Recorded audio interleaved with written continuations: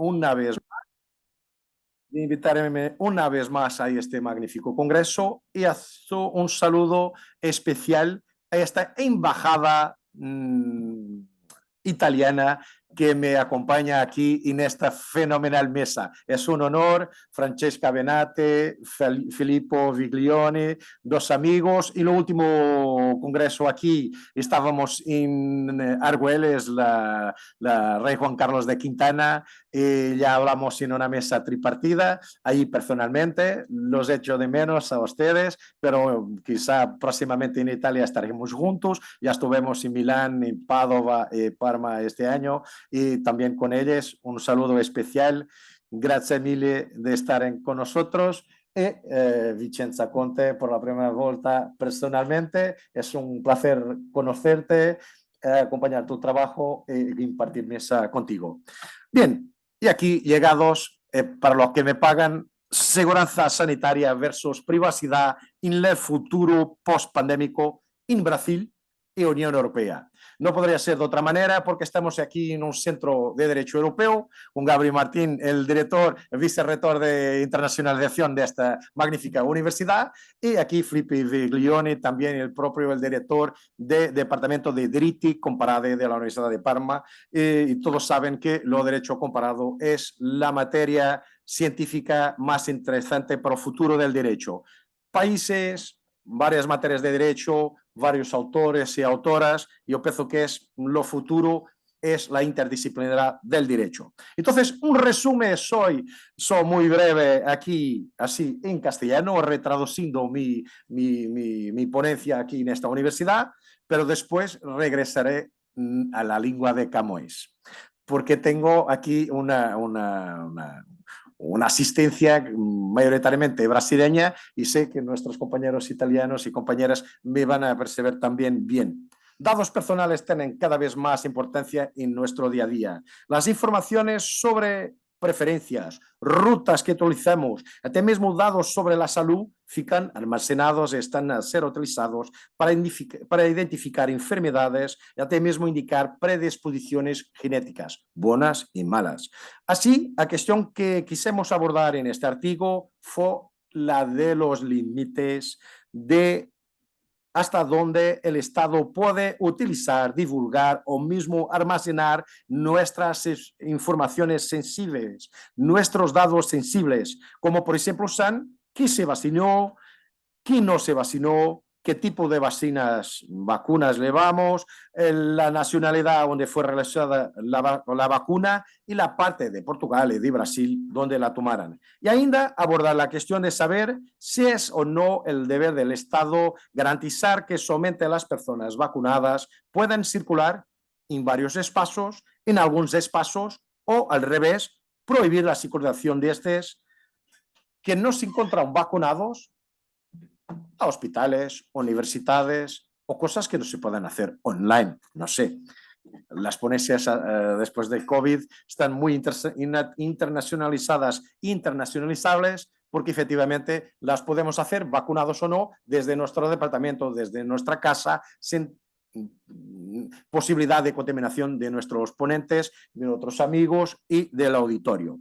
Pero bien, ¿qué hacemos con los datos y cómo va a ser? Vão ter que suportar-me em português. Entendemos que a proteção de dados pessoais é uma oportunidade que é dada ao cidadão de poder escolher um conjunto ou estabelecimentos comerciais e empresas e neles identificar a forma como os dados pessoais são utilizados, sendo-lhe dadas aos utilizadores diversas garantias de que os seus dados não serão utilizados de forma que lhe causem qualquer dano ou discriminação, tanto para si como para o coletivo que integram em geral, garantindo assim o direito de todos à privacidade. E aproveitando aqui a minha parte de professor de Direito Constitucional Contemporâneo e de coordenador do Master de Direitos Fundamentais, de dizer que o direito à privacidade é efetivamente um direito constitucionalmente reconhecido, quer na Constituição Federal Brasileira, quer na Constituição Portuguesa. Consideramos que os dados pessoais são todas as informações passíveis de revelar a pessoa humana de forma direta ou indireta, por oposição aos dados anónimos ou anonimizados e anonimizáveis, que são aqueles que, por sua vez, são incapazes de revelar um indivíduo de per si. Podemos dizer que o armazenamento de dados consiste em reter informação num determinado dispositivo, seja ele um computador que tenha acesso físico ou mesmo através do seu storage numa nuvem de acesso remoto indireto. No que toca às violações sobre dados pessoais, o direito à personalidade é possivelmente o direito mais atingido e talvez aquele mais vulnerado, pois os dados armazenados por empresas nos seus bancos de dados dizem muito sobre determinada pessoa, sobre nós próprios, nas redes sociais, nas nossas universidades, no nosso médico, no nosso advogado, por exemplo. Por exemplo, na atualidade, existe um aplicativo simples que mostra quem tomou ou não a vacina do Covid-19. E desta forma, acontece uma intervenção direta na privacidade dos cidadãos, que, embora consentida pelos próprios, ou anuída de alguma maneira com o silêncio dos mesmos, determina um fator de discriminação negativa sobre aqueles que não tomaram a vacina e, por sua vez, positiva sobre aqueles que a tomaram ou aqueles que tomaram mais doses da vacina ante aqueles que tomaram menos doses da vacina. Sendo que aqueles que não tomaram a vacina, durante algum tempo, e talvez no futuro, podem ou não ser restritos de aceder a determinado estabelecimento comercial, serem obrigados a acesso até tomar a vacina, eventualmente quem não tomar a vacina em algum tipo de período e em algum país, sobretudo nas viagens de Portugal-Brasil, no tempo do Covid, não podia embarcar num avião, e eventualmente mesmo que tivesse tomado a vacina, se os dados não estivessem em plataformas que fossem elegíveis no momento, a pessoa tinha que perder o avião até conseguir provar que efetivamente essa autorização clínica e também numerológica estava na aplicação com os dados pessoais identificativos pessoais daquela pessoa. Desde logo, isto é uma violação da privacidade exposta de forma indireta pelo respectivo banco de dados. Portanto, o banco de dados é aberto ao fiscal do aeroporto, é aberto ao dono da loja, é aberto eventualmente para fazer circulação entre fronteiras. O armazenamento de dados acontece com o tratamento destes. E no caso, como acontece com os nossos currículos, com as nossas metas científicas, as nossas publicações, as nossas orientações, e como estávamos a falar há bocado em off, nas arguições também que fazemos dos nossos alunos e orientações de mestrado, quer as próprias notas. E são graduados, porque as avaliações que são feitas nos nossos alunos de licenciatura, de mestrado e de doutoramento dão pontos para as nossas renovações de carreira e para a melhoria dos nossos contratos académicos. O que quer dizer que as instituições a que a gente se candidata, ou aquelas em que estamos contratados, têm acesso a esses dados e, se não têm, pedem-nos para que a gente possa ser comparado com os nossos colegas. Ora bem, todas as operações realizadas com dados pessoais implicam que quem realiza este tratamento é o operador e o controlador. O estimado colega brasileiro, o professor Dr. Luís Fernando Duval Almeida Guilherme, também doutorado pela Universidade de Salamanca, nomeadamente em Direito Mercantil, e orientado pelo nosso diretor e meu decano da Faculdade de Direito, Fernando Cascone, explica a diferença entre ambos e caracteriza a responsabilidade diversa destes profissionais. Não vou falar em português do Brasil, mas seria assim que ele teria dito. Na prática, e passo a citar, a diferença principal entre eles é o fato que o primeiro, o operador, é quem compete as decisões de respeito aos dados objetivo de tratamento. O segundo, o controlador, é quem executa o tratamento efetivamente, justamente em nome do primeiro. Mesmo assim, salvas as exceções contidas na própria norma, ambos respondem por eventuais danos gerados ao titular dos dados em função da conduta praticada independentemente por cada um deles. Sendo assim, para garantir a defesa dos direitos fundamentais relativamente à privacidade desses dados pessoais, a imagem, a honra de todas as pessoas com relação aos seus dados pessoais capturados na internet e armazenados pelas empresas, foi criado no Brasil o LGPD, a Lei Geral de Proteção de Dados, e na União Europeia o RGPD, Regulamento Geral de Proteção de Dados, ambos prevendo as respectivas punições para todos aqueles que infringam as respectivas leis.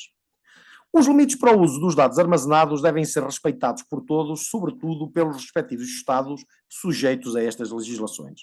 No entanto, com o monitoramento dos dados através da informação de georreferenciação, esse limite parece não existir na realidade.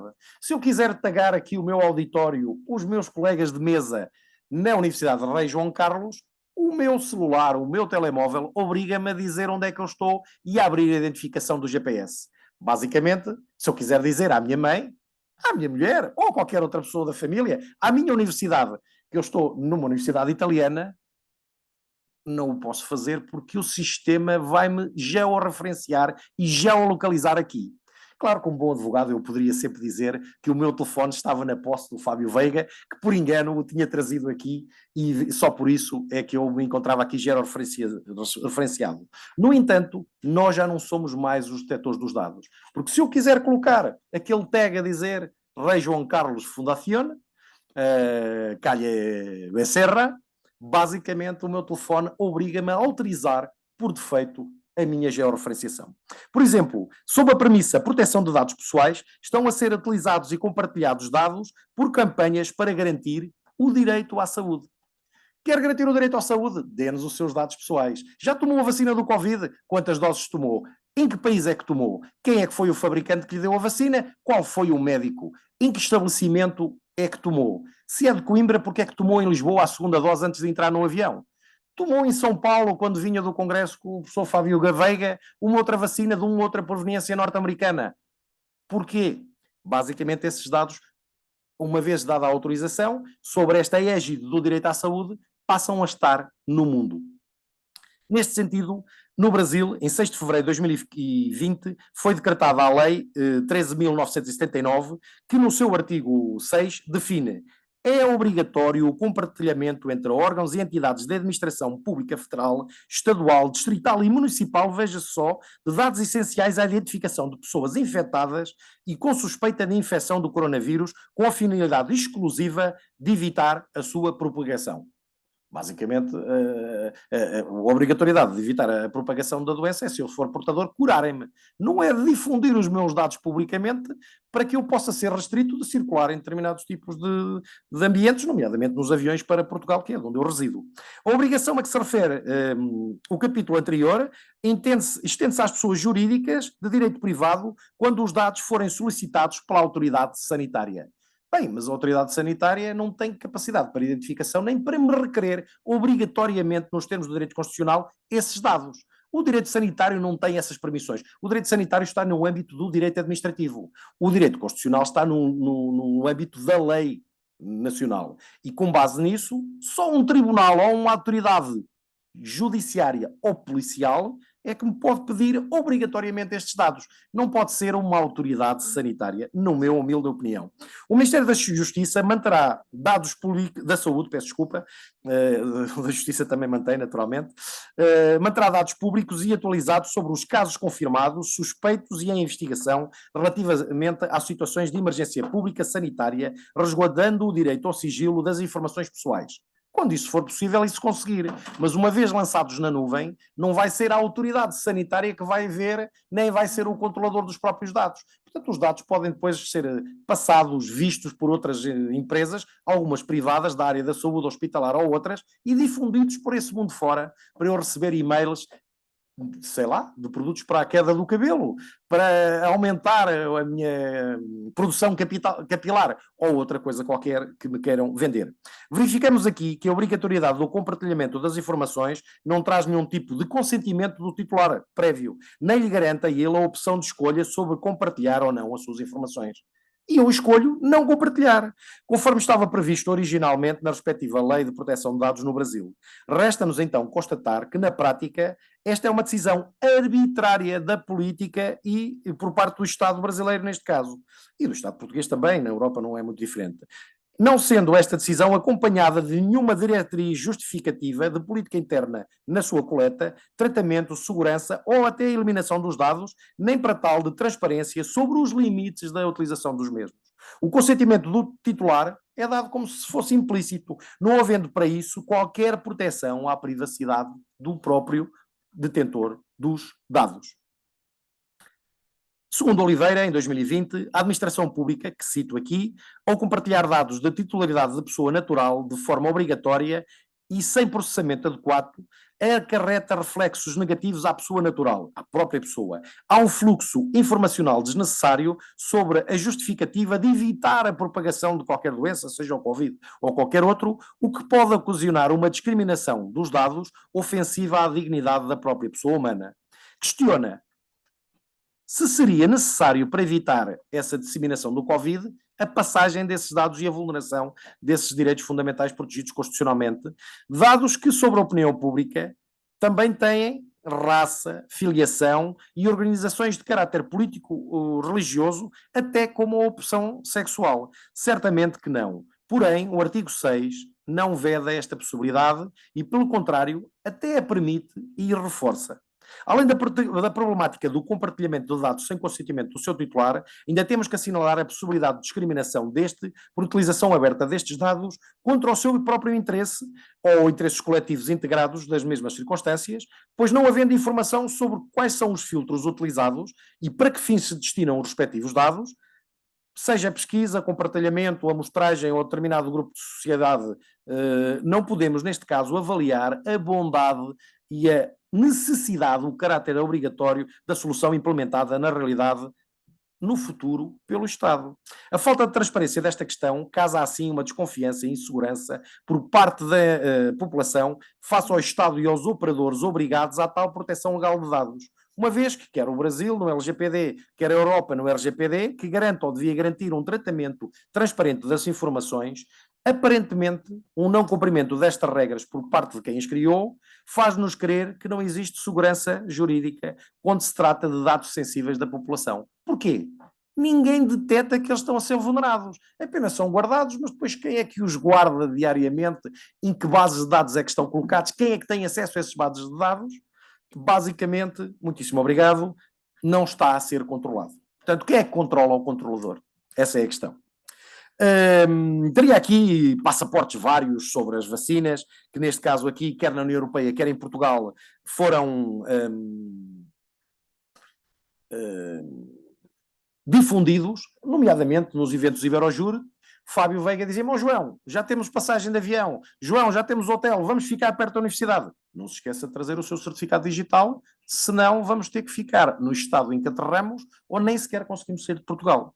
Na União Europeia, só para dar um matiz europeu, o certificado digital é uma prova de que os titulares, digital neste caso de vacinação, foram vacinados e receberam um resultado, neste caso negativo do respectivo teste e ou recuperaram da enfermidade da doença do Covid-19. Tem algumas outras características, como é ser válido no território da União Europeia, poder ser impresso em papel ou apresentado em suporte digital, possuindo um QR Code de leitura fácil em aplicações móveis e outras, sendo gratuito, e a informação é disponibilizada em inglês e português. Muito útil, mas se eu de repente ficar sem carregamento no meu telemóvel, no momento da entrada e do embarque, não tenho como demonstrar, se não tiver o papel impresso, que o meu certificado digital está válido naquele momento. A União Europeia em si não restringe a livre circulação de pessoas não vacinadas entre os Estados-membros, o que faz muito bem, mantendo assim o seu direito fundamental à livre circulação, não é tão livre como noutras alturas, e até agora em tempos de guerra é menos livre do que já foi no início do século XXI. Porém, os Estados-membros, para estabelecer as suas próprias medidas restritivas em relação aos não vacinados, estabelecem um período de quarentena restringido à entrada em determinados locais. Correspondendo às preocupações com a discriminação de pessoas não vacinadas, é possível, através do certificado, ter acesso aos resultados dos testes que foram efetuados e, dessa forma, o certificado é útil para todos e serve todos, mas é preciso dar dados e um conjunto de dados que não são só dados sensíveis de saúde, são dados de identificação pessoal, ainda não vai ao ponto de dizer os valores pendentes ou dívidas nas contas bancárias, mas é possível identificar a pessoa e os dados com toda a facilidade num acesso direto numa base aberta. Relativamente à proteção de dados a proteção de dados dos cidadãos na Europa, percebemos que o cuidado com a defesa da privacidade tido pela União Europeia, onde, segundo indicado pelos próprios países-membros, os dados não são armazenados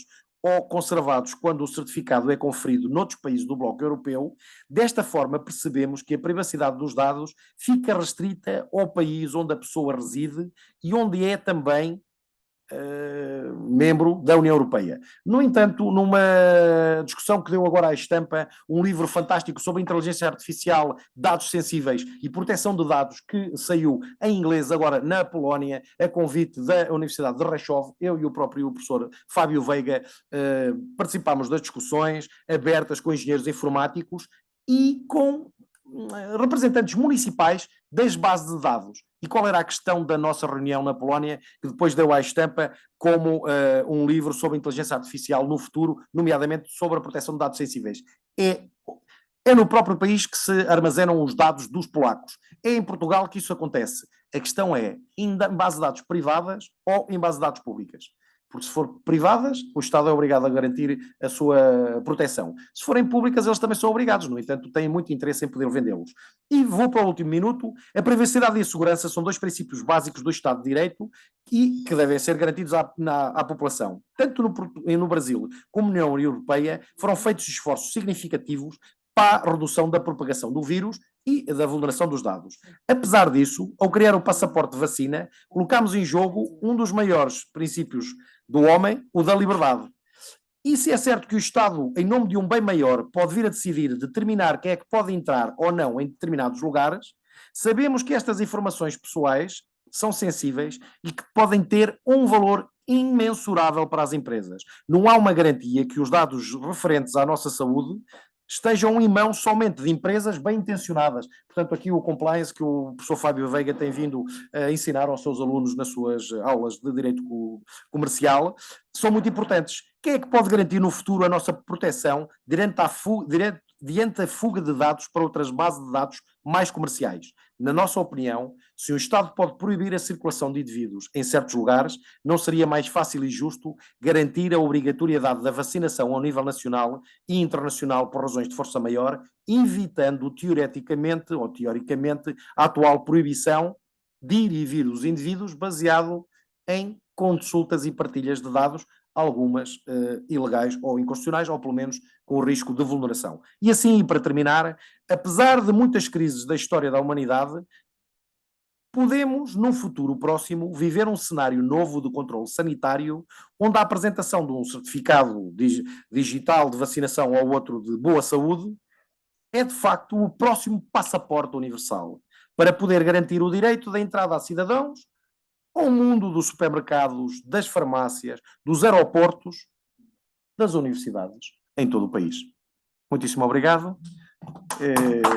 Espero voltar no 8º ou 9º CDG. Muito obrigado a todos. Muito obrigado, professor João Proença Xavier, pela sua exposição. Desculpa aqui o controle do tempo, porque eu tenho que fazer aqui o moderador, sou o moderador. Pedi autorização para a professora Vincenza Conte, que muito amavelmente também cedeu sua posição em favor da professora Francesca Benatti, que tem um compromisso a seguir. Então, a professora Francesca Benatti vai dar a sua palestra agora. Perdão, estou falando em português, mas não faz mal, porque a professora Benatti entende. A professora Francesca Benatti, primeiramente, muito obrigado pelo aceite de fazer parte do nosso 8º CDG. A professora Francesca Benatti é professora da Universidade de Sacro Cuore em Milão, também participa dos projetos do Iberojur há praticamente 10 anos, né? Muitos anos atrás já tem colaborado conosco. Ela é muito ativa em projetos no Brasil, tem uma parceria forte com o sul do Brasil, Rio Grande do Sul e outras universidades brasileiras. É também coordenadora de um nosso seminário ítalo-brasileiro de direitos fundamentais. A professora Benatti, junto com o professor Filippo, coordenam esse projeto na Universidade de Padova. Já estamos desde o ano 2020, 2021, mais ou menos, desde a época da pandemia, colaborando com Padova. E agora a professora Benatti, já há alguns anos, já tem ido para Milão, mas não deixa de nos acompanhar. A professora Benatti vai falar sobre as categorias do direito civil frente às novas tecnologias. Y muchas gracias, profesora Francesca. Te doy la palabra y también voy a controlar el tiempo, 20 minutos. Bienvenida.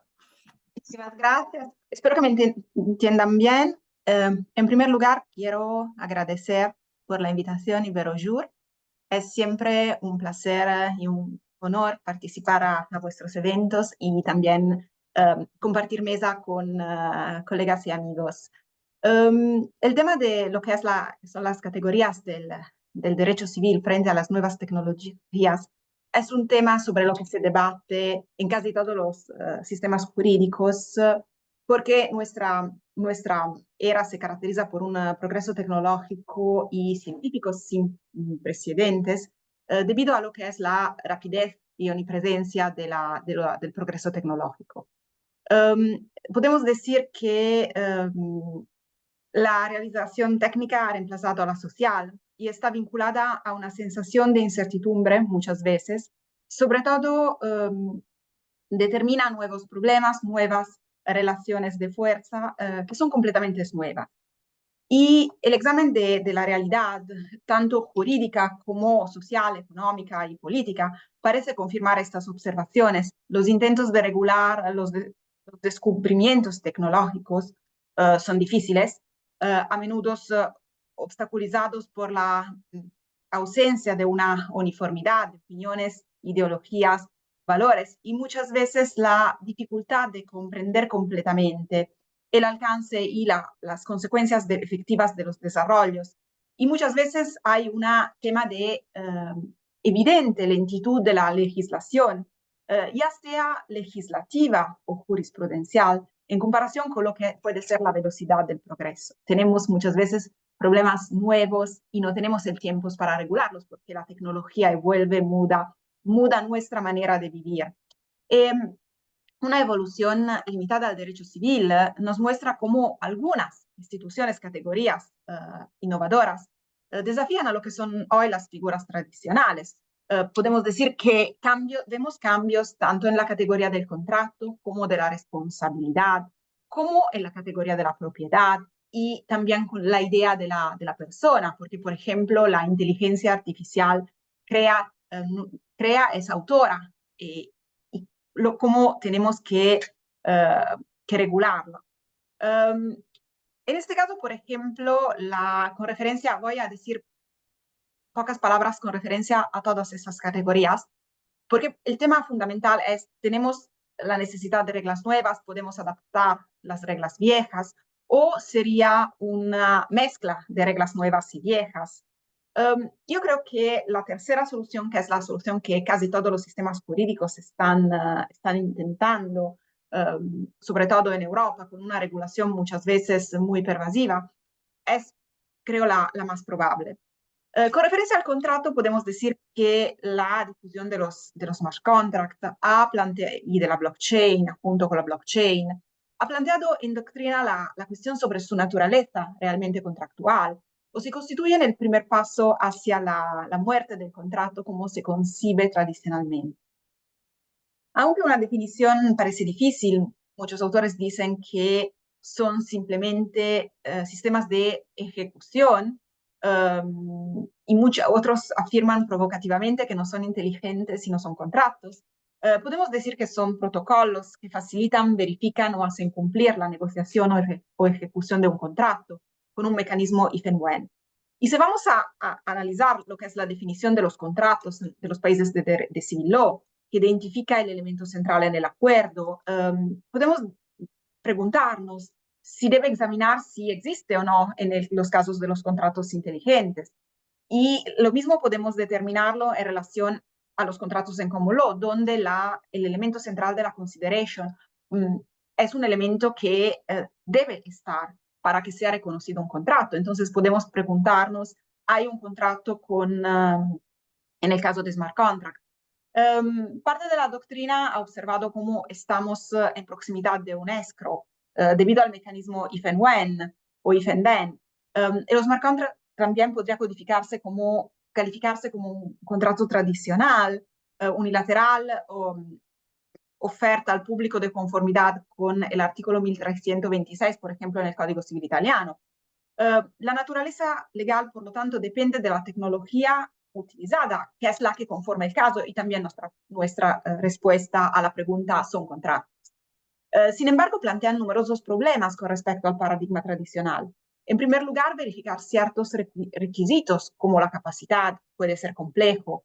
no es fácil ni siquiera posible transferir todas las normas y las cláusulas en un código, en este caso un código informático.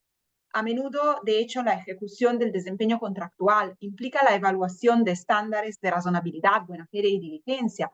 Es inmediatamente evidente cómo la reducción del papel de la buena fe, especialmente hoy en día, donde somos testigos de un uso generalizado, cambia profundamente el contrato. De mismo modo, es difícil tener en cuenta como todos los escenarios posibles que podrían ocurrir en la realidad. Piensen a los casos de guerra, pandemia. Un evento impredecible es incontrolable, se vuelve complejo de manejar a través de mecanismos estandarizados y automáticos. Pero la expansión continua de blockchain y contratos inteligentes también conforma el mercado. Después de años dedicados a la protección del consumidor, la figura del prosumer está emergiéndose en ciertos sectores, incluido el sector de la energía. Sin embargo, los primeros intentos de regular los smart contracts y las blockchain parecen insatisfactorios y muchas veces incompletos, lo que demuestra ese difícil encuadre de la tecnología en el derecho. Y la responsabilidad civil también enfrenta nuevos desafíos. Por un lado, de hecho, los estudios neurocientíficos proporcionan elementos importantes que puedan ayudar a la solución de perfiles complejos, como por ejemplo la cuantificación del daño no patrimonial. Y por otro, los nuevos casos conducen también a una aplicación de las reglas tradicionales a fenómenos diferentes. Hay varios autores, como por ejemplo el juez Easterbrook en los Estados Unidos, que decía que ha enfatizado cómo debemos proceder con ciertas precauciones a nuevas reglas. Las nuevas tecnologías no siempre requieren nuevas doctrinas legales. Si realmente no existe una necesidad y las antiguas pueden satisfacer necesidades que surgieron. Entonces, el debate doctrinal se centra hoy sobre todo en lo que son el tema de los algoritmos y también, por ejemplo, en el sector médico, en lo que es la robótica. Hay muchos casos debatidos en los Estados Unidos sobre el robot Da Vinci en los casos de operación. Pero vemos que hay varios casos en que varios sistemas jurídicos en que se ha intentado introducir nuevas reglas. Por ejemplo, una hipótesis es la de los automóviles autónomos que fue disciplinada en Alemania en 2017, en que se establece que cuando se utilizan funciones altamente automáticas o totalmente automáticas, el conductor del vehículo puede alejarse de la situación del tráfico y de control del vehículo mientras lo conduce, utilizando funciones de conducción altamente o totalmente automatizada, pero debe estar listo. Entonces está obligado a tomar el control del vehículo de inmediato cuando el sistema reconoce o tiene que reconocer un problema. Entonces, podemos ver que hay una mezcla de reglas antiguas, una nueva regulación que emplea reglas antiguas. Entonces, podemos decir que hay la posibilidad de utilizar la responsabilidad por producto si el defecto pertenece al automóvil. O podemos decir que es una negligencia del conductor. Entonces, estas reglas funcionan, pero al mismo tiempo, si vamos a mirar lo que es la experiencia europea, vemos que están trabajando no solo a reglas nuevas, a modificaciones de la responsabilidad por productos, que puedan incluir también estas nuevas figuras, los algoritmos, los software, todo lo que es muy lejos de la idea tradicional de responsabilidad. Y aquí vemos también cómo hay influencias diferentes de la ideología y también de la mentalidad jurídica, porque, por ejemplo, en países como en los Estados Unidos, lo que es la regulación es una regulación ex post, sobre todo, con una voluntad de promover la innovación y la evolución tecnológica, mientras que, por ejemplo, en Europa tenemos una voluntad de regular todo, casi todo ex ante, a pesar que eso pueda limitar o reducir la innovación tecnológica. Entonces, vamos a ver cuál paradigma se va a afirmar. Muchos autores dicen que se puede ver el Bruxelles Effect. Otros autores dicen que en realidad la regulación europea no llega a ser un modelo porque no hay una innovación tecnológica que pueda ser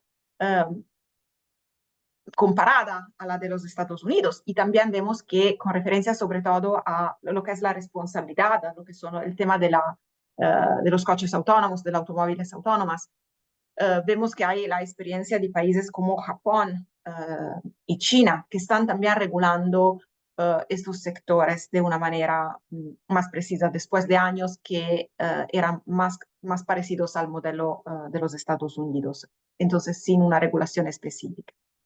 Pero estos cambios, estos elementos se ven también con referencia a la propiedad. Podemos decir que muchas veces cuando se habla de propiedad es muy difícil perceber el cambio. Los derechos reales parecen derechos que son inmutables y eso no es realidad.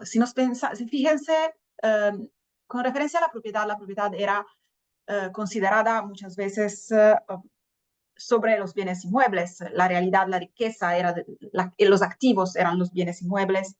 Después los activos fueron también lo que son las empresas y todo lo que está conectado con la realidad empresarial.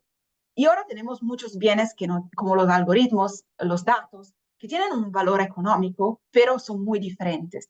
Y aquí la pregunta sigue siendo la misma. Entonces, cuando estamos hablando de datos que tienen un valor económico, ustedes pueden lembrarse del caso Cambridge Analytica, los datos fueron vendidos.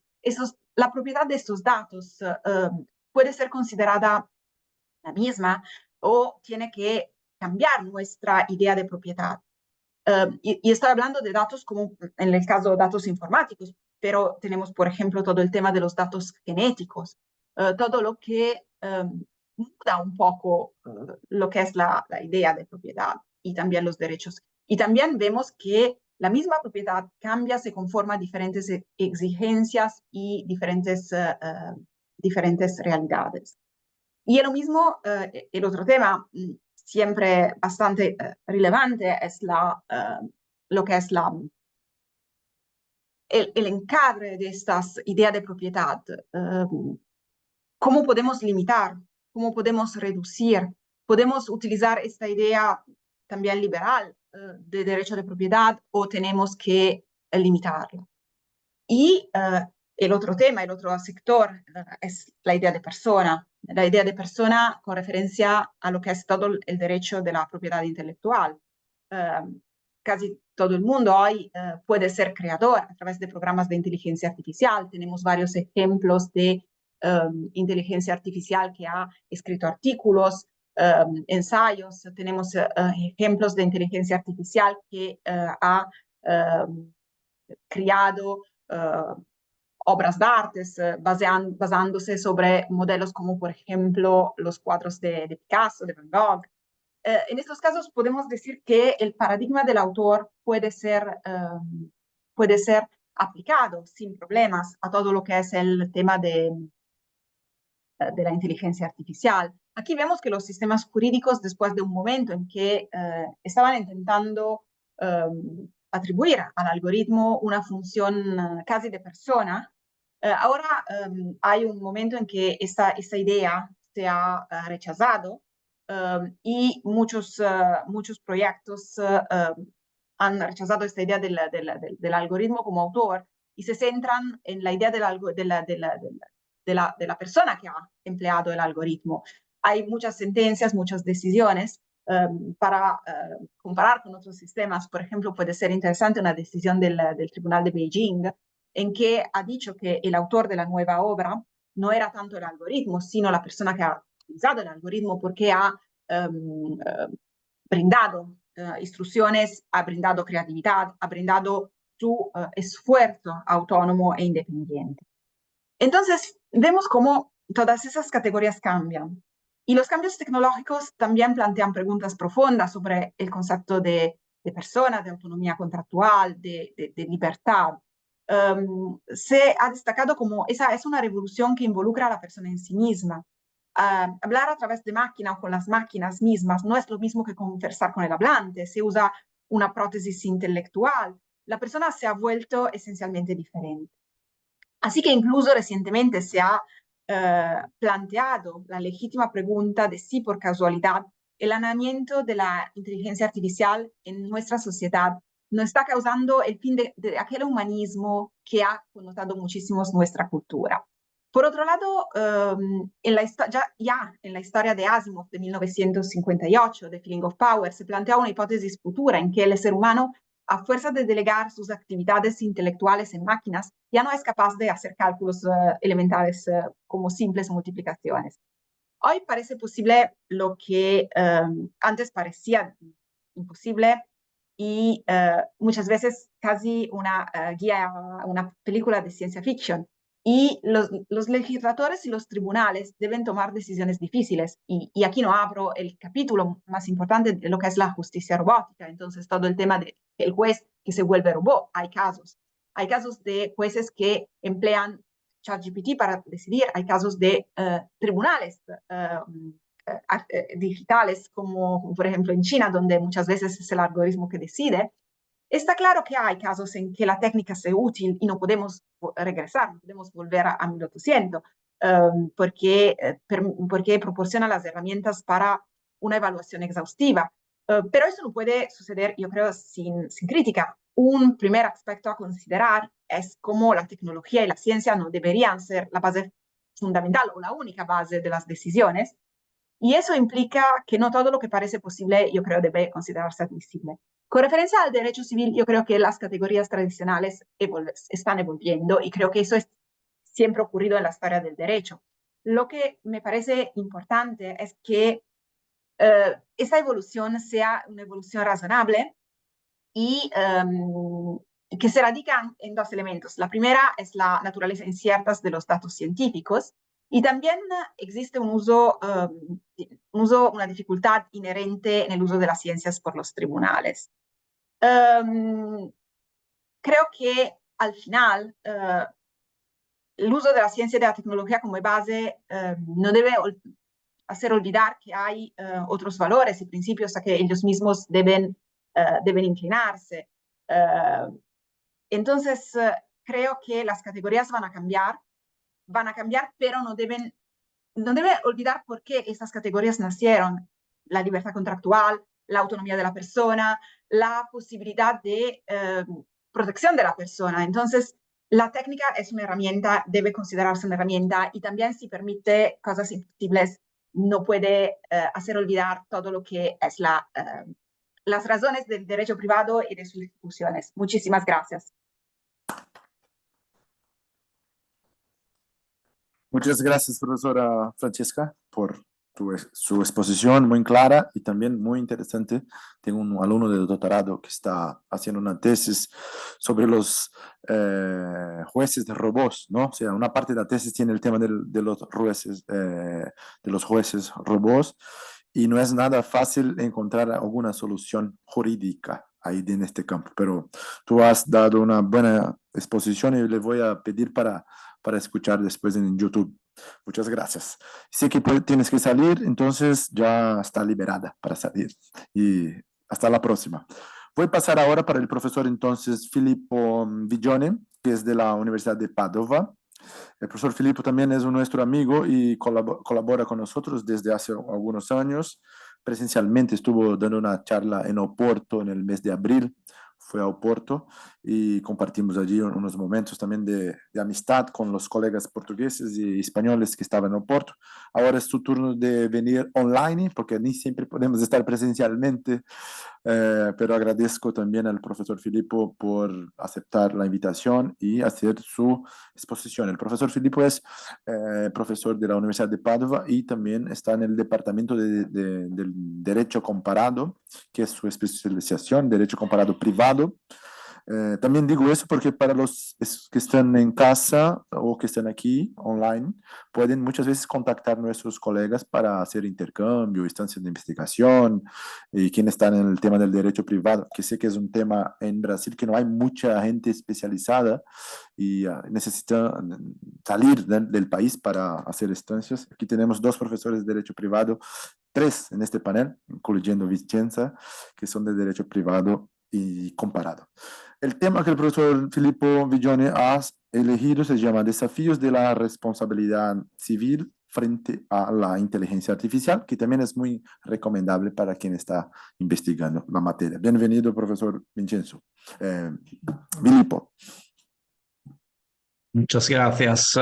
Gracias, Fabio, y buenos días a todos. En primer lugar, muy rápido, doy por supuesto las gracias a los organizadores de este congreso y un saludo muy, muy cariñoso a todos los amigos y colegas que veo presentes. Me alegra mucho poder compartir este momento con vosotros, aunque sea a distancia esta vez. Y el tema de mi intervención, no sé si puedo compartir pantallas, pero creo que sí, creo que no sé si se ve. Creo que sí, sí, se ve, se ve. Sí, ahora se ve. Mm, muy bien. Sí, es lo que ha dicho Fabio, el tema de la inteligencia artificial frente a la responsabilidad civil. Más que actual, creo que el tema se ha vuelto estructural en la evolución del derecho contemporáneo. Me refiero al modo en que la responsabilidad civil se enfrenta a los desafíos que plantea el uso creciente de la inteligencia artificial. En los últimos años, todos lo sabemos muy bien, la doctrina jurídica ha crecido enormemente en torno a este tema, ha analizado a fondo cada nuevo reto que plantea el uso de la inteligencia artificial. Pero yo creo que hay un riesgo y puede ser un doble riesgo para los juristas. Por un lado, dejarse prender por la continua novedad de los problemas, ofrecer respuestas apresuradas. Y por otro, repetir ideas que no son verificadas, que sin embargo la doctrina ha aceptado rápidamente como ciertas, como por ejemplo la idea de que las normas jurídicas deban moldearse en función del temor a frenar el desarrollo tecnológico. Esta es una idea que yo no comparto para nada. Y para ofrecer un enfoque distinto, creo que la única salida posible sea volver a mirar la realidad, aunque nueva, a través de las categorías generales, incluso las más clásicas. Eh, Antes de entrar en cuestiones técnicas y de derecho comparado, que voy a hacer luego, me gustaría hacer una aclaración previa. Es una observación que parece de lenguaje, pero es una observación con relevancia jurídica, según la opinión que parece hoy más convincente en el debate técnico y en el debate científico. Lo que llamamos inteligencia artificial no es en el sentido estricto inteligente. Sin embargo, la expresión que hemos elegido para designarla ha dado lugar a numerosos malentendidos. No se trata simplemente de una cuestión terminológica. El nombre influye en cómo observamos el fenómeno, en cómo lo interpretamos, en última instancia, cómo lo regulamos también. Una afirmación de este tipo no es neutra, tiene consecuencias también en el ámbito de la responsabilidad civil. Al llamarla inteligente, le atribuimos intención, le atribuimos autonomía, hasta una forma de personalidad tal vez. Y esa ilusión que se ha filtrado en el discurso público, incluso en el derecho, en la doctrina jurídica, creo que nos aleja del verdadero núcleo del problema jurídico. Sabemos por la teoría cognitiva del lenguaje que los nombres influyen en cómo entendemos las cosas y los nombres deben seguir a las cosas, no anticiparlas, no deformarlas. Y me parece que aquí ha ocurrido lo contrario. El nombre nos ha hecho pensar que estamos ante algo capaz de responder, de decidir, de actuar por sí solo. Y si hacemos una pregunta, ¿cómo hacemos responsable a la inteligencia artificial? En realidad, ya estas preguntas encierran una trampa. Suponen que hay alguien o algo que puede ser responsable. Y al hacerlo, desviamos la atención de los verdaderos sujetos jurídicos, que son personas físicas o jurídicas, hacia una figura que podemos decir casi fantasmática. Por eso creo que antes de regular la inteligencia artificial hay que desmitificarla y comprender lo que es y sobre todo lo que no es. Entonces, si tenemos que elegir un modelo normativo que tenemos que aplicarlo frente a los daños provocados por sistemas de inteligencia artificial, conviene dar un paso atrás, un paso más profundo y preguntarnos qué propósito queremos que cumpla la responsabilidad civil en este contexto. Y solo así llegamos al punto central, a las funciones de la responsabilidad civil en relación con la inteligencia artificial. Es cierto que el derecho se adapta, siempre se adapta a nuevos escenarios, pero lo menos cierto es que esa adaptación debe estar guiada por criterios funcionales, no por reflejos mecánicos, y es aquí donde las funciones tradicionales de la responsabilidad civil, que son, como sabemos, compensar, prevenir, repartir riesgos, eventualmente disuadir y punir, revelan como el verdadero eje estructurante del discurso jurídico. Según cuál de ellas funciones nosotros privilegiemos, llegaremos a soluciones normativas muy distintas, incluso opuestas tal vez. Y por eso comprender las funciones no es una cuestión teórica, sino una necesidad práctica para orientar con coherencia la evolución del sistema. Estamos en un entorno jurídico en el que las categorías tradicionales se ven desafiadas por tecnologías que son dinámicas, que son complejas, muchas veces opacas, como la inteligencia artificial, y las funciones de la responsabilidad civil se convierten en un instrumento, en una brújula conceptual que debe guiar nuestras decisiones. No basta con elegir una norma o un modelo resarcitorio. Primero debemos preguntarnos para qué sirve la responsabilidad en este contexto y qué fin tenemos que o queremos privilegiar. Entonces, si podemos mover desde una perspectiva de la función preventiva o de la función compensatoria, podemos empezar de la función compensatoria. Valorar esa función significa garantizar que la víctima obtenga una reparación efectiva. Y cuando interviene la inteligencia artificial, esto implica facilitar el acceso a mecanismos de indemnización, incluso en aquellos casos en los que resulta difícil identificar con claridad el autor del daño, demostrar el grado habitual de certeza de la relación causal.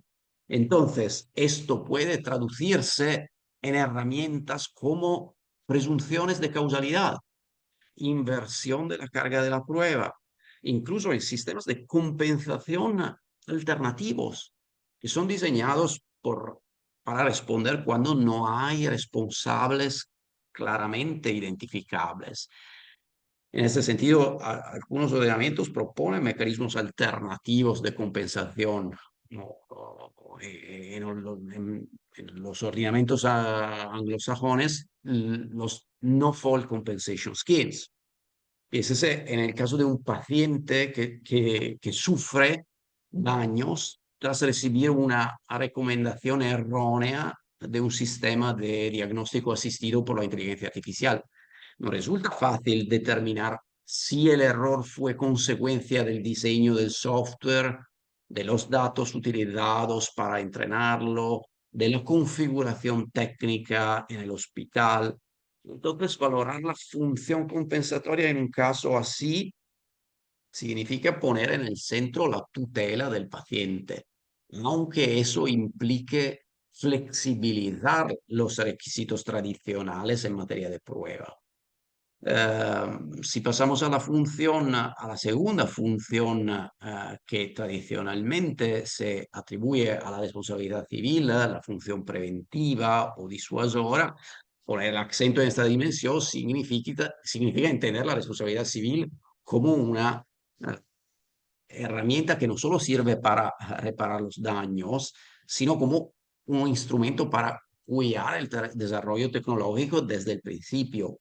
Imputar el daño no busca únicamente compensar a la víctima, significa también fomentar comportamientos diligentes, desde el diseño del sistema hasta su validación, el entrenamiento, la documentación, la supervisión.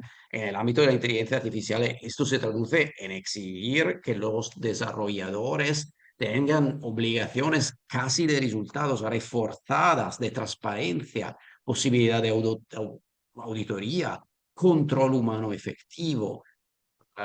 El ejemplo que podemos hacer muy fácilmente es lo de la plataforma de selección de personal basada en la inteligencia artificial.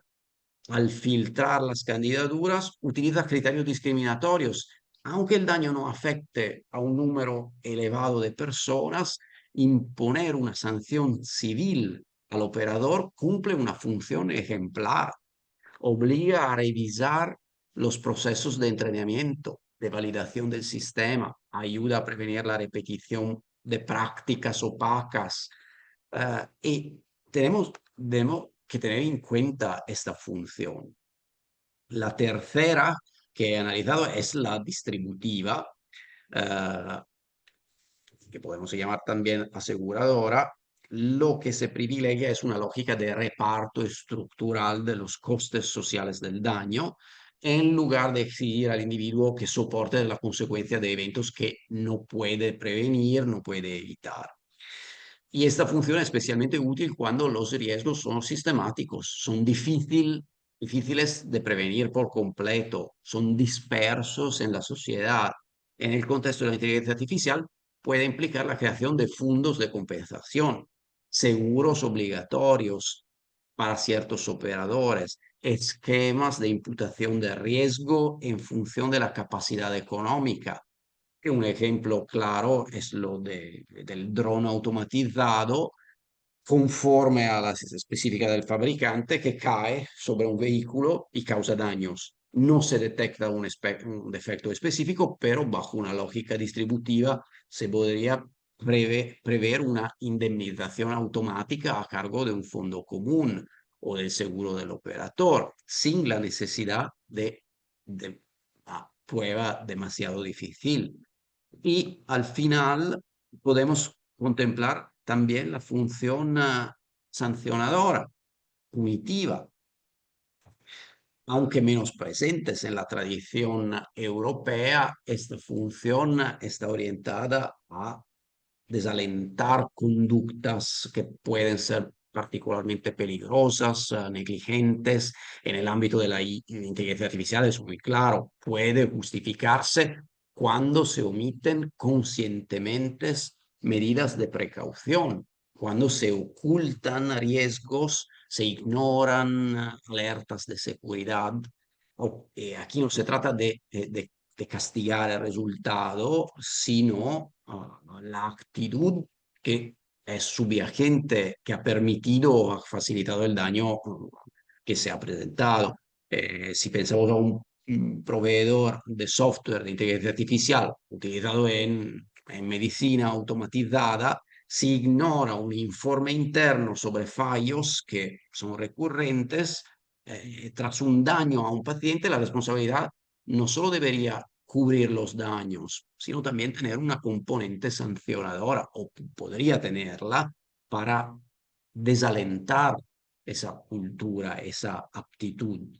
Entonces, frente a estas funciones de la responsabilidad civil, bueno, tenemos diferentes modelos de responsabilidad. Claro, yo no tengo el tiempo para analizarlos en detalle, sino solo mencionarlos, el modelo de la culpa, de la responsabilidad objetiva, el modelo que se ha puesto desde la nueva directiva en Europa sobre el producto defectuosos, el modelo de la custodia, de la asunción de riesgo por el usuario, y todos estos son modelos de los que se podría hablar muchos en respecto a las funciones de la responsabilidad civil. Pero teniendo en cuenta del tiempo limitado que tengo, voy a pasar simplemente a una reflexión final que en mi opinión se impone. Si queremos construir un sistema de responsabilidad civil que esté verdaderamente a la altura de los desafíos planteados por la inteligencia artificial, debemos anclarlo firmemente en una lógica personalista. Y esto significa reconocer que la finalidad última de la inteligencia artificial frente a la responsabilidad civil no es la eficiencia económica, ni siquiera la seguridad tecnológica, sino la protección plena de la persona humana, de la dignidad de la persona humana, de la integridad física, de la integridad moral, patrimonial. Desde ese punto de vista, no todas las funciones clásicas de la responsabilidad civil tienen el mismo peso, tienen la misma relevancia. Ciertamente la función compensatoria es irrenunciable, es garantizar que quien sufre un daño injusto obtenga una reparación adecuada. No es solo un mecanismo jurídico, es un imperativo ético también. Y la función que debe primar en el régimen de responsabilidad varía claramente según el tipo de inteligencia artificial, según el contexto en que se utiliza. No es lo mismo una inteligencia artificial que opera en un vehículo autónomo, donde puede estar en juego la vida, la integridad física, que una inteligencia artificial que genera un daño en el ámbito de la propiedad intelectual. En cada caso, la función resarcitoria preventiva, distributiva de la responsabilidad civil puede adquirir un peso distinto, pero solo a partir de este marco funcional podemos diseñar un régimen de responsabilidad coherente con los principios del Estado de Derecho, con los valores que compartimos, y desde una perspectiva personalista, abordar la cuestión de la responsabilidad civil por daños causados por la inteligencia artificial implica, como he dicho antes, rechazar la idea de que las normas jurídicas deban moldearse en función del temor a frenar el desarrollo tecnológico. Ese riesgo en realidad no existe. El desarrollo de la inteligencia artificial está en manos de unos pocos actores económicos que operan en un régimen de oligopolio con un poder inmenso, que no se ven amenazados por el establecimiento de reglas, y al contrario, lo que resulta necesario y justo es que ese poder sea sometido al respeto de los derechos fundamentales de las personas. Esto se ve bien en una mirada de comparación jurídica de las diferentes reglas que se han producido en este escenario. Por eso, el eje de toda reflexión normativa debe ser la persona, en mi opinión. Creo que se ha acabado los minutos a disposición y muchas gracias a todos por vuestra atención. Muchas gracias, profesor Filippo Villone, por su excelente exposición, muy técnica. Estamos comentando yo aquí la profesora Vincenza, que ha sido una exposición muy técnica, muy detallada, y es importantísimo para nosotros que estamos investigando también temas que va dentro de las tecnologías. Creo que todos nosotros estamos enfrentando estos temas, ¿no? Y gracias por su aporte a nuestro congreso. Ahora de enseguida voy a pasar la presentación de la profesora Vincenza Conte, y tengo aquí. Va bene, sì, grazie. La profesora Vincenza Conti tiene aquí un currículum, voy a leerlo, está en portugués, pero voy a traducir. Es investigadora en Derecho Privado y profesora adjunta de la disciplina a Recursos Jurídicos y Derecho Privado en el programa Instituciones del Derecho Privado de la Universidad de Salerno. También otra disciplina es llamada Integración Contractual de Derechos Fundamentales en la Regulación Civil de los Contratos de Comunicación Digital. Obtuvo la habilitación científica nacional en Italia para el cargo de profesora asociada universitaria en Derecho Privado Civil. En el año 2023 ha doctorado por la Universidad Luigi Vanvitelli en Derecho Comparado y Procesos de Integración en el sector del Derecho Privado, obteniendo la clasificación de excelente y teniendo su tesis final para publicación. Es también editora de una serie jurídica y miembro del Comité de Evaluación Científica para la Comunidad Europea. Fue investigadora visitante en la Universidad Autónoma de Madrid, aquí en Madrid, y también profesora visitante en la Universidad de Juiz de Fora en Brasil. Ella es miembro oficial de la SECOLA, de la Sociedad Europea de Derecho Contractual, y representa a Italia en el proyecto de investigación internacional denominado Perspectivas Globales sobre Tácticas Legales para el Clima Corporativo en el Instituto Británico de Derecho Internacional y Comparativo. Muy bien, también participa en varios grupos de investigación en Latinoamérica, como por ejemplo en Chile y en Brasil. La profesora Vincenza Conti ha elegido un tema que está en italiano y nosotros también permitimos que nuestros ponentes puedan hablar italiano, como ayer y hoy y otros congresos más que hacemos en Italia y fuera de Italia. Y su tema es la socializzazione sinallagmatica tra contrato y responsabilità. Bienvenida, profesora Vincenza.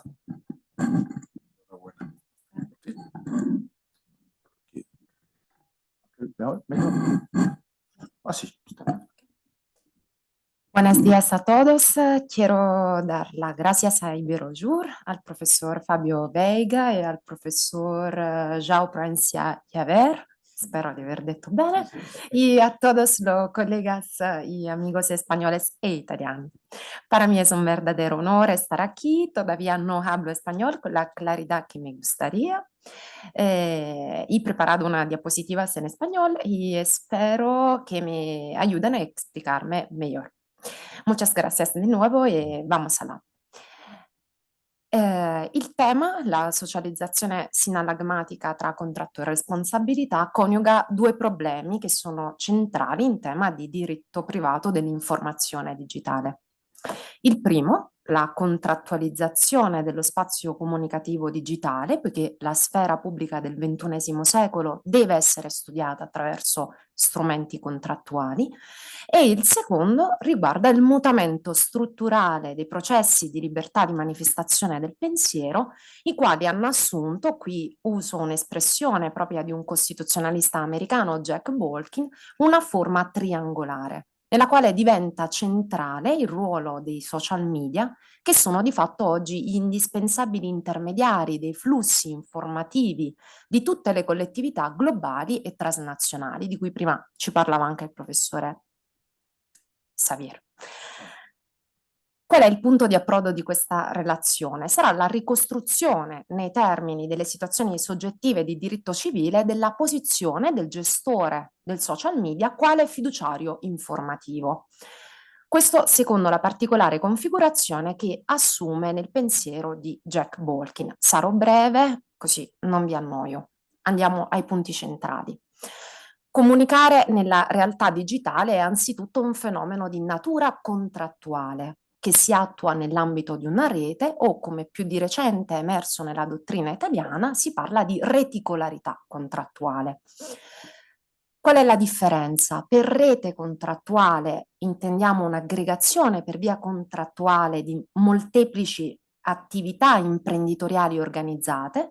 La reticolarità contrattuale invece è l'aggregazione di molteplici contratti che diviene costitutiva del fenomeno digitale e sociale. Il flusso comunicativo, quindi che ogni giorno incessantemente ha luogo nel più comune dei social media, è giuridicamente l'attività realizzata attraverso una mole innumerevoli di contratti tra utente e gestore del social network. Qual è la questione da affrontare? È comprendere come assicurare che i flussi informativi che sono frutto di questa complessa attività contrattuale non producano lesioni alla sfera di personalità di ciascun utente e che questo problema debba essere affrontato sotto il profilo del diritto contrattuale. Ciò implica notevoli conseguenze, prima fra le quali la sindacabilità della liceità e meritevolezza dei procedimenti di regolazione tecnica algoritmica dei dati.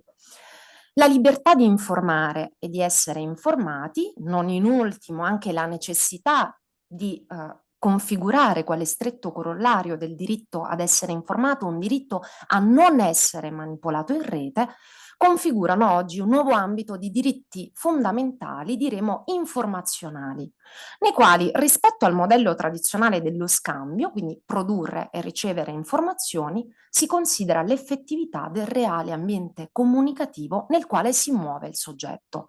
Ambiente che, ricordo, oggi costituisce il luogo costitutivo della persona. Ecco, diventa evidente che dinanzi a nuove situazioni che investono la dimensione più intima dell'individuo nella rete, diventa evidente altresì che il limen, la soglia tra il reale e il virtuale, si sgretola, introducendoci nella cosiddetta cultura della virtualità reale. Ma veniamo adesso sinteticamente al secondo aspetto, questa natura triangolare della libertà di comunicazione in rete. La nuova architettura comunicativa rappresenta, ce lo diceva prima il professore Viglione, una creazione privata di beni pubblici. Siamo dinanzi a risorse collettive fondamentali, quali sono le opportunità comunicative degli utenti in rete, ma che sono prodotte in rete nelle forme giuridiche del diritto privato. La radicale trasformazione di Internet da spazio libero ad oligopolio dominato da corporation incide sulle politiche di informazione. Pensiamo che i social media, pur non essendo editori, costituiscono stili di discorso, di tecniche di narrazione del sé, incidendo sulla libera diffusione del pensiero ed orientando i flussi politici. È il noto caso, ad esempio, di Cambridge Analytica. Così, al modello tradizionale, un attore privato comunica e un attore pubblico regola e talvolta censura, si è sostituito, questo osserva Jack Bolkin, un modello triangolare, con la partecipazione fondamentale di attori privati digitali.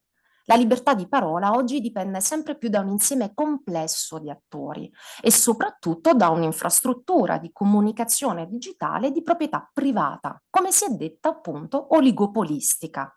Aziende che amministrano e governano la sfera pubblica digitale con gli strumenti del diritto privato. Questa posizione ha indotto Bolkin a produrre il modello della fiduciarietà informativa, ciò per indicare la particolare posizione di cura della vulnerabilità strutturale della posizione degli utenti nella rete. Ma comprendiamo meglio qual è il modello centrale dell'indagine. È la determinazione delle situazioni soggettive del fiduciario informativo, cioè qual è il problema? Il problema è riassumibile in 3 punti fondamentali. Innanzitutto uno squilibrio epistemico, da non confondersi con uno squilibrio economico, normativo, ma ancor più chiarisco che non si tratta di uno squilibrio informativo. Non si tratta cioè di una mera carenza di informazioni, cui ad esempio si potrebbe rimediare con la somministrazione di un modulo di consenso informativo, ma lo squilibrio epistemico non riguarda la quantità delle informazioni delle quali dispone ciascuna delle parti, ma la qualità, la capacità di una parte, quella vulnerabile, di comprendere il senso reale dell'attività della controparte. E qui possiamo dire che non mi basterà un manuale di informatica per essere alla pari con il gestore e i suoi algoritmi di attenzione e sorveglianza. La seconda peculiarità riguarda la prima citata reticolarità contrattuale ed in ultimo l'esercizio in forma contrattuale del diritto fondamentale all'autodeterminazione informativa.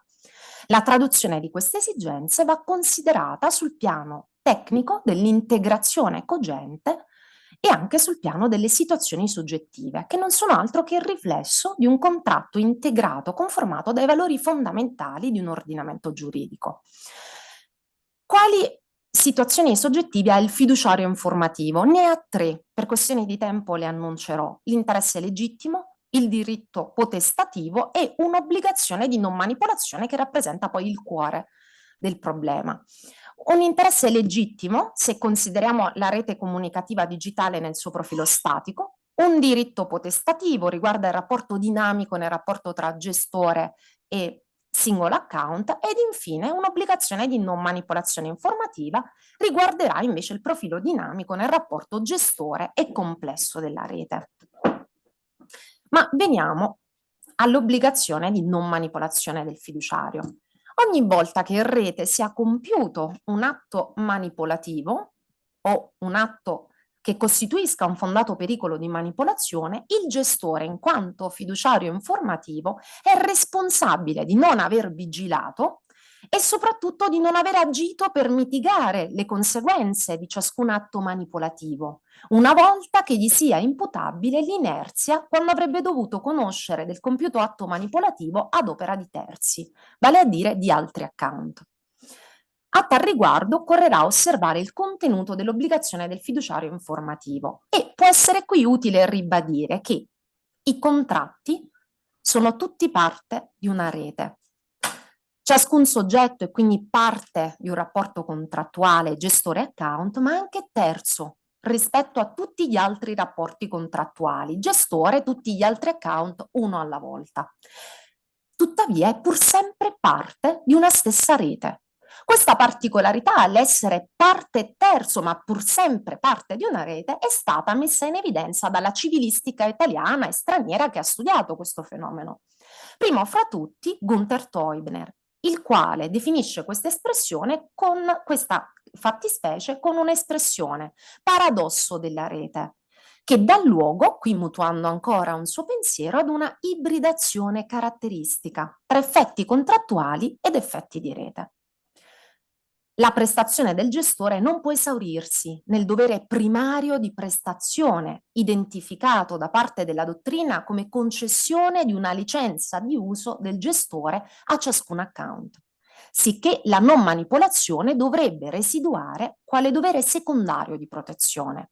Al contrario, il dovere di non manipolazione è un aspetto essenziale, connaturato alla prestazione del gestore, elemento fondamentale della soddisfazione dell'interesse comunicativo creditorio. L'esatto adempimento del dovere di permettere di comunicare nella moderna sfera pubblica digitale non può essere altro che il diritto di comunicare al sicuro. Al sicuro da cosa? Da interferenze informative, manipolative, digitali di terzi.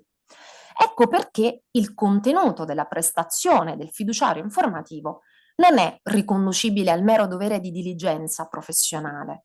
La prestazione di uno spazio comunicativo digitale non manipolativo, cui è tenuto il fiduciario informativo, ha un ruolo peculiare. Perché? Perché decide dello sviluppo della persona, finanche della sua democrazia.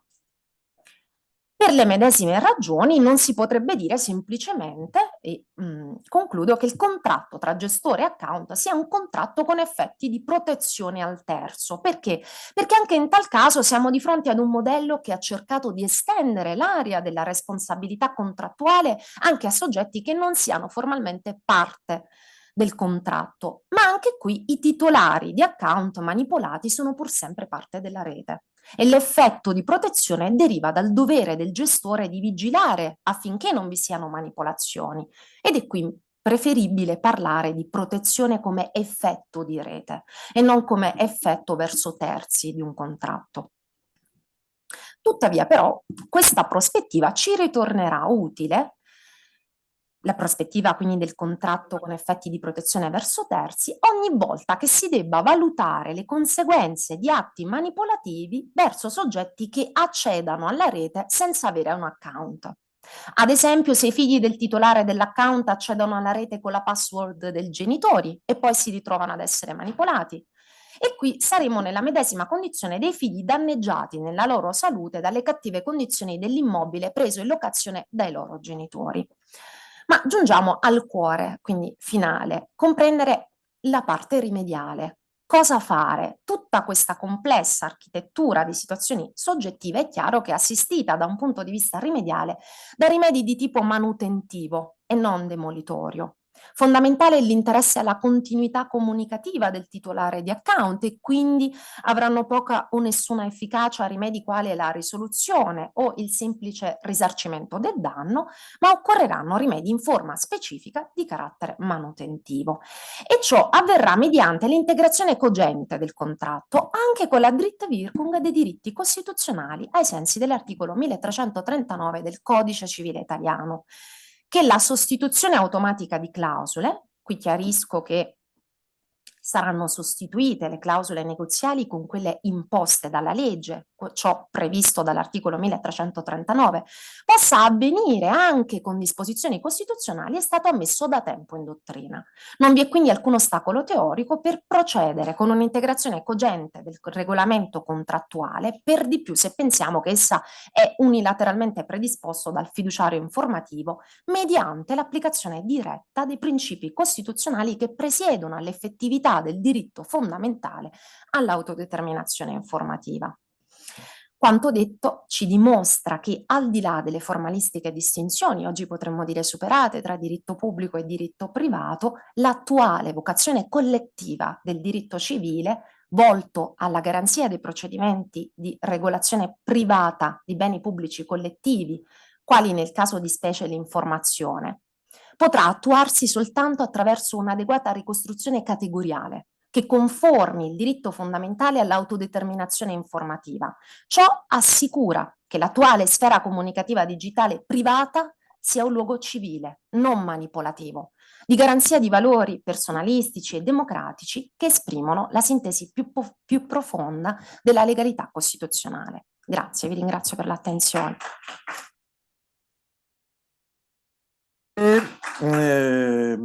Carina professoressa Vicenza Conte, además por la justo cumplimiento del tiempo y además por su reflexión tantísimo interesante tras el contrato y su responsabilidad, además en una perspectiva comparada y de un ojo italiano, pero verso una realidad jurídica europea generalizada y que en Portugal se encajaría perfectamente bajo mi perspectiva.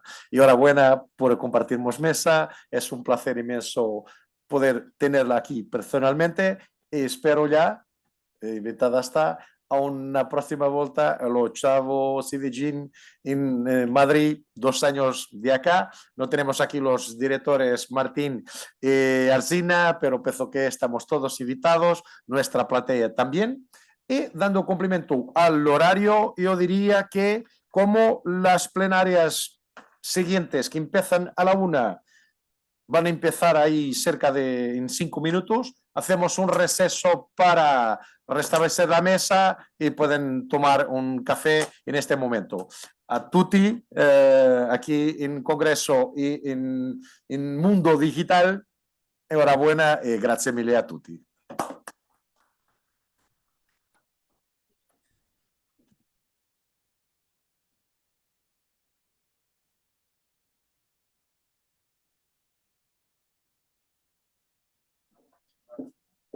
Para todos os que nos estão a seguir online em casa, peço só que aguardem na sala a chegada do Dr. Florentino Guzmão e, neste caso, o Hugo Mendes, para podermos começar em cerca de 7 minutos depois deste intervalo.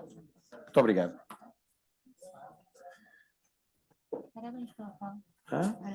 Muito obrigado. Acumulei agora aqui muitos certificados de repente. Ora bem,